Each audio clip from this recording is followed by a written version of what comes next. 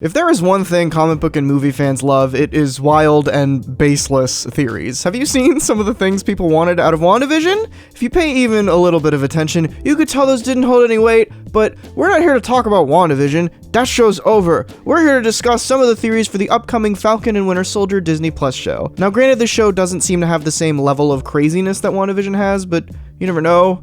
Something crazy could happen. Let's start with one of the major theories floating around about Baron Zemo. It's that he adopts his purple mask from the comics as a way to remind the Avengers how they failed to originally stop Thanos from dusting half the universe. You know, cause Thanos has a purple face. While these theories probably won't have any real effect on the overall plot other than Zemo's motivation for donning the mask and maybe a few lines of dialogue, it's an interesting idea. I think it would be more interesting if they bring up Zemo's family history from the comics, which saw his father allying himself with Red Skull and fighting against Captain America during World War II.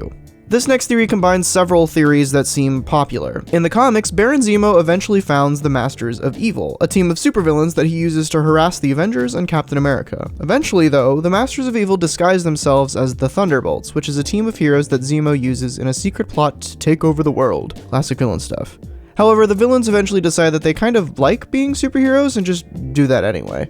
The list of actors with unrevealed roles in Falcon and Winter Soldier is pretty long, so many fans are theorizing that Zemo will be gathering the Masters of Evil throughout the series. This one might have some weight. Possibly General Ross could put together the Thunderbolts, maybe led by a US agent in the MCU. Who knows? It's not out of the question. Moving on, in one of the trailers, Sam Wilson talks about the troubled past of Captain America's shield. This has led fans to theorize that the show might delve into the US government testing super soldier serums on black soldiers. This is something in the comics as shown in the Truth Red, White, and Black series from 2003. In the series, Isaiah Bradley is the only soldier to survive the trials. He then stole a spare Captain America uniform and went to Germany to fight the Nazis. When he returned, though, he was arrested and imprisoned for 17 years under the charge of impersonating Captain America. Fans believe that some people in the MCU won't want Sam Wilson taking up the shield, and that the show might dive into the darker history of both the US and the Captain America legacy. This is a pretty strong story in the comics, and I could see Disney at least diving into it in some way, adapting it in some form, especially with the trailer showing that the US agent is the one the government is choosing to take over the mantle, not Sam Wilson. Speaking of US Agent, some people think that he will turn out to be the bad guy of the show. And even if he wasn't a villain, given the MCU's track record with heroes fighting heroes, I'm pretty sure that Sam and Bucky are gonna throw down with this guy at some point. However, in the comics, the US Agent isn't always a villain, although he definitely has some villainous tendencies. But who doesn't?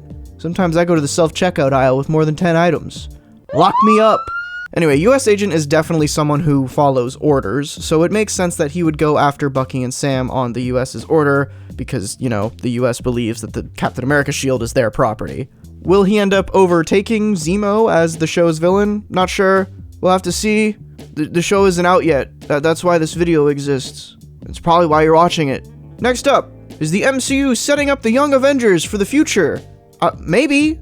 At this point, we have confirmation of so many of the team popping up in various projects that it would make sense for this to happen at some point. It's not too big of a leap in logic to think that Patriot will be appearing in the Falcon and Winter Soldier show. In the comics, Patriot is Elijah Bradley, the grandson of Isaiah Bradley, who we talked about earlier. Elijah gained his powers from a blood transfusion from his grandfather, and eventually helped found the Young Avengers. If they bring in the character of Isaiah Bradley, it would really just only make sense to bring in at least a mention of Elijah, sort of like how Aaron Davis in Spider-Man Homecoming talked about his nephew, Miles. And last but not least, for our final theory, let us once again turn our attention to the mutants. After Disney's Fox acquisition, fans have been clamoring and theorizing on how the mutants will be introduced into the MCU. Frankly, I don't think it's going to happen for at least a few more years, but that won't stop people like us from screaming about it baselessly until then. Some fans believe that Falcon and Winter Soldier will touch back on the group of Russian assassins that were in the cryo tanks in the Russian base at the end of Civil War.